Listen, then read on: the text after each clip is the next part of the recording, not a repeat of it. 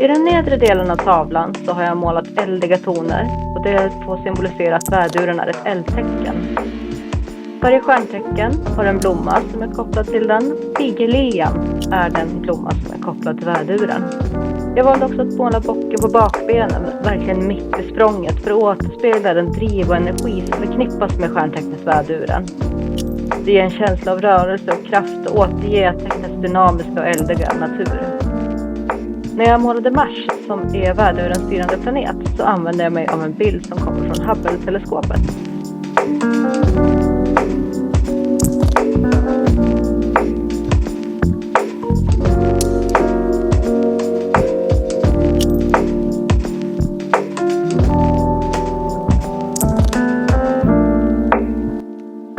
I förgrunden så står den ståtliga och stabila tjuren, oxen. Runt tjuren har jag målat gula och rosa rosor.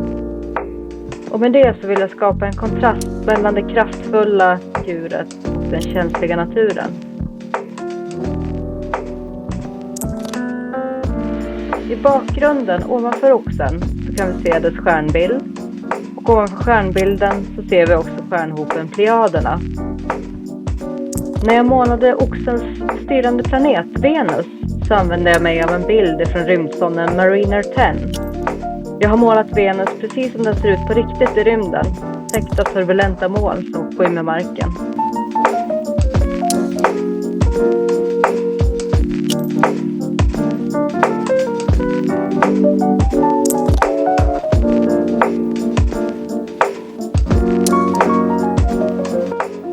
De båda kvinnorna representerar både kontrast och enhet.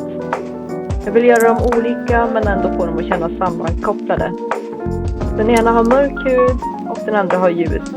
Och med det så vill jag visa på tvillingarnas dualitet och mångsidighet. Med de vita liljekonvaljerna som slingrar sig genom tavlan så förstärker jag känslan av enhet och sammanflätning, trots att de ser så olika ut. För att koppla ihop dem ytterligare så har jag målat likadana örhängen i akvamarin.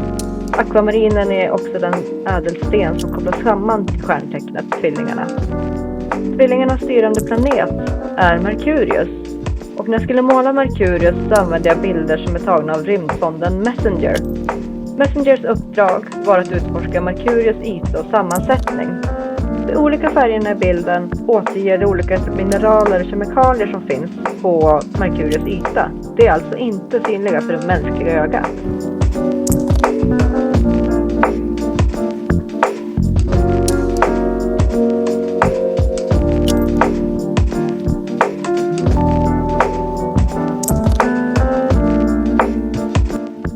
ville skapa en drömlik känsla i den här tavlan.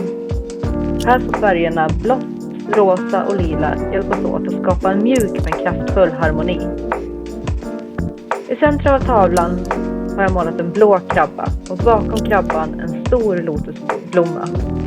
Lotusblomman är kopplad till kräftan och den symboliserar också andlighet, renhet och upplysning.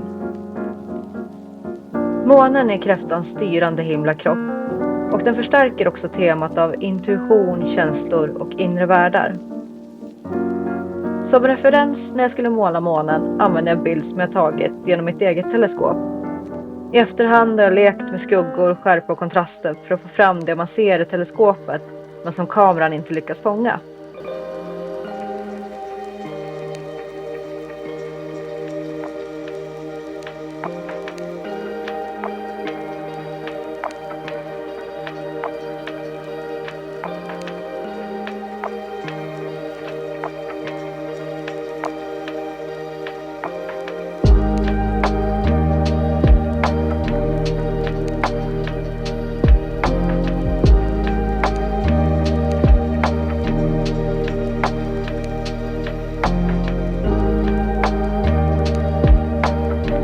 I den nedre delen av tavlan har jag målat solrosor i olika nyanser. Solrosen är kopplad till lejonet och står bland annat för optimism, livsglädje och en naturlig dragning till ljuset. Solen, som är lejonets styrande planet, är dramatisk och intensiv. Jag ville därför försöka fånga det intrycket. Solen symboliserar också passion och eld, saker som förknippas med lejonets stjärntecken. Jag ville att lejonet skulle utstråla värdighet, styrka och att det skulle kännas kraftfullt och majestätiskt. Men det var också viktigt att det skulle uttrycka en mjukhet och vänlighet, precis som de egenskaper som tecknet har. Och i lejonets man så har jag också målat in dess stjärnbild.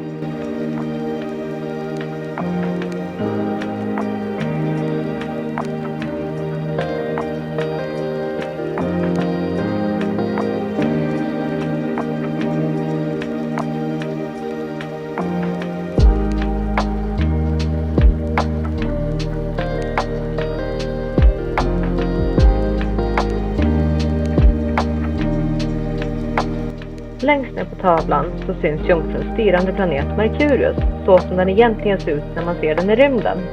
Som referens använder jag en bild tagen av rymdsonden Messenger. Jungfrun associeras oftast med sensommaren, en tid då jorden ger all sin rikedom. Men det är också en tid när vi börjar förbereda oss för att blicka inåt. Det har jag försökt ge en känsla av i den sittande kvinnans position. På de tunna guldkedjorna som hänger över ryggen syns förgyllda veteax. Veteaxen är en symbol som är kopplad till Jungfrun och till den romerska gudinnan Ceres. För att förstärka kopplingen till att detta är ett jordtecken har jag målat smörblommor i hennes hår. Smörblomman är en blomma som hör samman med Jungfruns stjärntecken.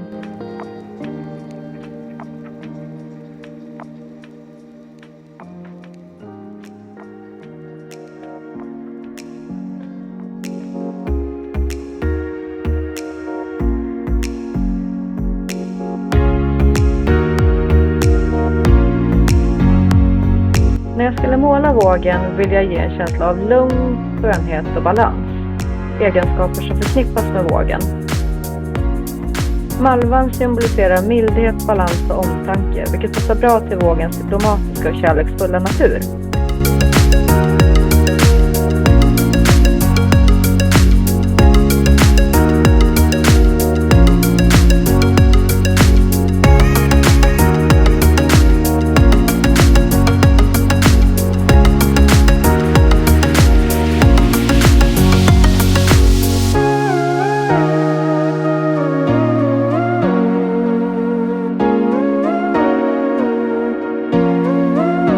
Här har jag valt att visa den styrande planeten Venus på ett sätt som man vanligtvis inte ser den. Min referens var radarbilder som visar Venus yta under molntäcket. Den visar bland annat sammansättning av olika ämnen, men också topografi.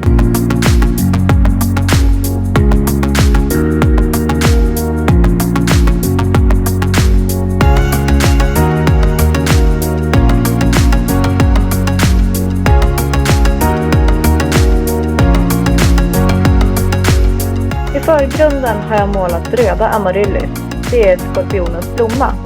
Det skapar en vacker kontrast till skorpionens mörka färger. Eftersom skorpionen är så mörk så kan den uppfattas som kall, så jag låter den krypa ur en bakgrund som skiftar i varma toner. Jag vill på så sätt ge en känsla av den dramatik som ofta förknippas med tecknet.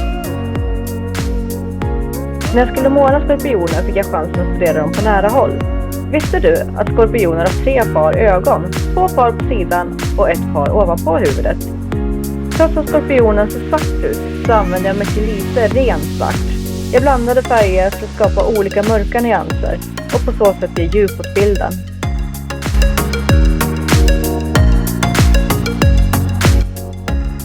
Pluto är skorpionens styrande planet och jag använder mig av en bild tagen av rymdsonden New Horizons. Bilden skapas genom att kombinera blå, röda och infraröda bilder från en multispektrumkamera.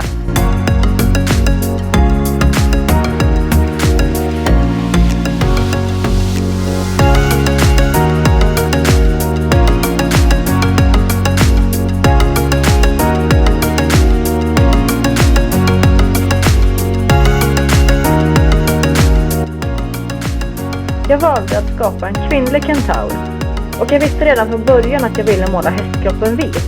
Så jag gjorde henne albino för att ge hela bilden en drömsk lätthet. Hon, precis som de vita maskrosfröna, låter sig bäras fritt av vinden och föras till okända platser. Med dessa element vill jag ge bild en andlig, mystisk och filosofisk dimension. Maskrosfröna symboliserar den expansion som är förknippad med skyttens styrande planet Jupiter.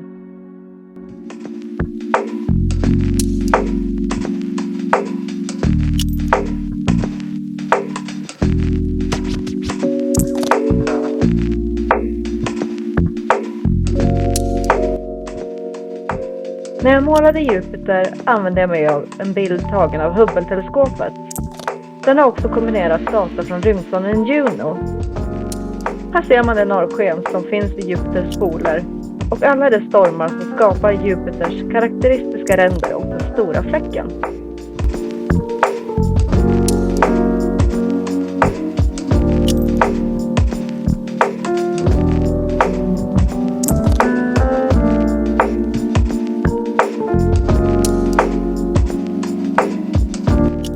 I tavlans nedre kant har jag målat julrosor, stenbockens blomma.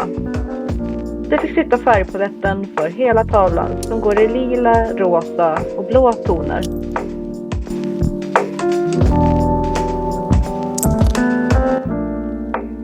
Centralt i bilden står stenbocken på en klippa och det symboliserar stenbockens tålmodighet och ständiga strävan mot toppen. Stenbockar ger sällan upp i första taget. I bakgrunden svävar planeten Saturnus som är stenbockens styrande planet. Som referens använder jag en bild tagen av Hubble-teleskopet.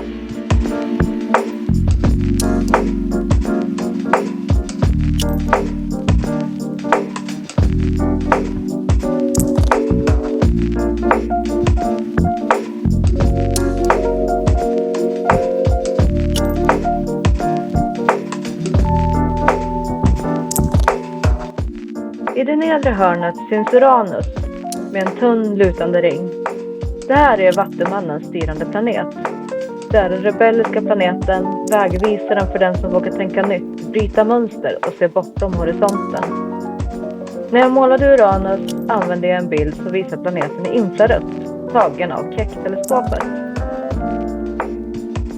I tavlan vill jag skapa en flödande känsla. Den föreställer en vacker, ornamenterad kanna som häller ut vatten i en böljande rörelse. Det är som att vattnet dansar i luften. Vattnet symboliserar flöde och ständig förändring.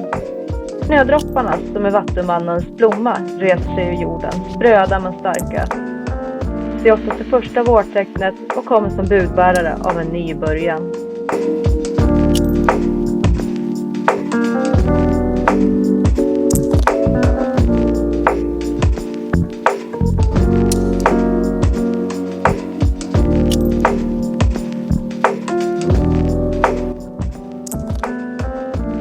Jag ville skapa en drömmig känsla och gjorde en rinnig abstrakt bakgrund i ljusa toner av blått och lila. I kantfiskarnas böljande fenor gömmer sig stjärnbilden och det ger också en känsla av lätthet och flöde.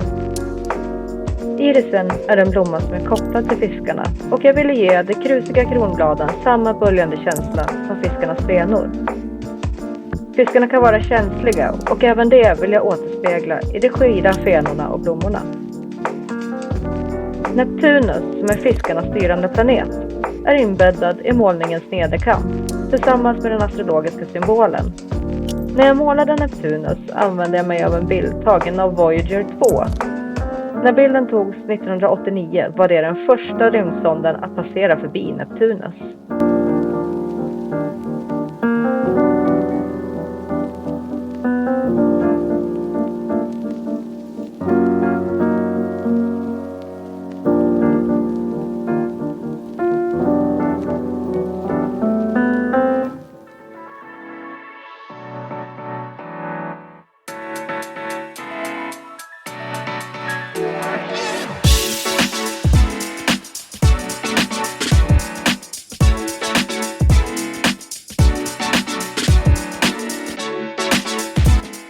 Jag vill tacka dig för att du har tittat. Vill du se delar av utställningen så kan du besöka ett magiskt ställe, Munkbrogatan 9 i Gamla stan i Stockholm. På min Instagram delar jag med mig av skapandeprocessen av varje tavla och på min hemsida kan du beställa print av oljemålningarna. Du kan också beställa astrologiska porträtt i akvarell. Berätta gärna vad du tyckte. Tack för att du har tittat. Hej då!